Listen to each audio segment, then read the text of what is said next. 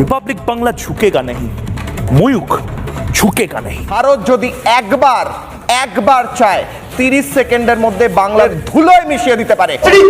আপনি নেবেন আর আমরা কি বসে বসে ললিপপ খাবো?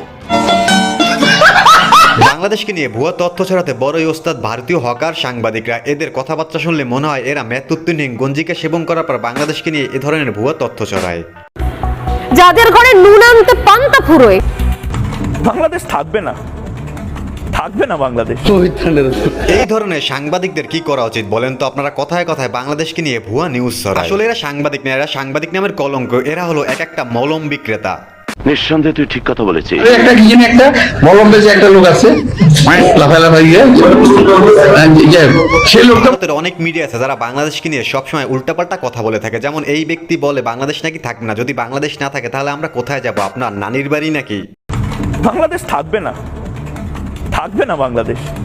আমি বলছি না আজকে আমি চিৎকার করবো না, আমি আজ রেগে কোনো কথা বলবো না। আমি অভিমান করছি, আমি শোকাহত। সাথে আমার বাল ছেঁড়া গেল। এই ধরনের নিউজ তারা কোথা থেকে পায় রে ভাই? বাংলার জনগণ তোমার অপেক্ষায় আছে, তোমাকে পেলে তোমার পিছনে একদম ভরে দেবে।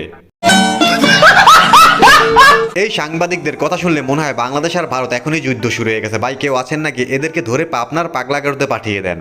নানা ধরনের জিনিস নিয়ে উৎফুল্ল হন, কিন্তু এটা জানেন না এই সেভেন সিস্টার করতে গিয়ে কখন 3 সিস্টার গায়েব হয়ে যাবে তারা নিজেরাও জানেন না। ভারতের শুধু সাংঘাতিকের না, কিছু কিছু নেতা আছে ভারতের যারা সবসময় বাংলাদেশকে নিয়ে উল্টাপাল্টা কথা বলে থাকে।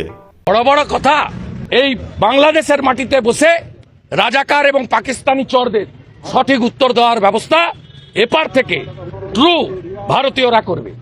আসো খেলবো, খেলা হবে। আবার ভারতের অনেকেই বলে বাংলাদেশকে নাকি 5 মিনিট দখল করে নেবে। বললেই হলে এসে দেখো কত ধানে কত চাল, তখন বুঝবে। এই যে ভারতীয় দাদারা, আপনারা বাংলাদেশের মানুষকে কি মনে করছেন? দেশের জন্য তো যুদ্ধ করতেই পারি, প্রয়োজনে জীবনও দেবো, তারপরে দেশের মাটি আর মানুষকে রক্ষা করবই। আল্লাহ নিচে জমিন, কথা সত্য। আমার আজ খুব বলতে ইচ্ছা করছে এই উচ্চিংড়ে জামাতি, বিএনপি, এই হিজবুত তাহিরি ইত্যাদি ইত্যাদি এদের করে মৌলবাদীদের রক্তচক্ষু উপেক্ষা করেও আমরা খবর করে যাব রিপাবলিক বাংলা ঝুঁকেগা नहीं, মুল্ক ঝুঁকেগা नहीं। আমরা বাংলাদেশের মানুষ, আমরা কখনো হারতে শিখিনি। যদি ভারত আর বাংলাদেশ যুদ্ধ হয়েই যায় তাহলে মনে রেখো জয় কিন্তু অবশ্যই এই বাংলারই হবে। নিঃসন্দেহে তুই ঠিক কথা বলেছিস। ভারতীয় দাদারা তো আবার গরুর প্রস্রাব খেয়ে থাকে, আর এই প্রস্রাব খেয়ে নাকি তাদের মাথায় অনেক ব্রেন চলে আসে, আর সেই ব্রেন কাজে লাগিয়ে তারা নাকি অনেক অস্ত্র তৈরি করে থাকে। কথা কি হাসা নাকি মোকলেস? তো দেখো খাচ্ছে। বার বলবো মোহাম্মদ ইউনুস একজন কাপুরুষ, একজন মেরুদণ্ডহীন, স্পাইনলেস। আরে ভারতীয় হকার সাংবাদিকরা কিংবা মলম বিক্রেতা, বাংলাদেশকে নিয়ে আপনারা যে ধরনের ভুয়া নিউজ ছড়াতে আছেন এখনো সমাজে ভালো হয়ে যান। ভালো হতে কিন্তু পয়সা লাগে না। কথা কি ক্লিয়ার না? ভেজাল আছে।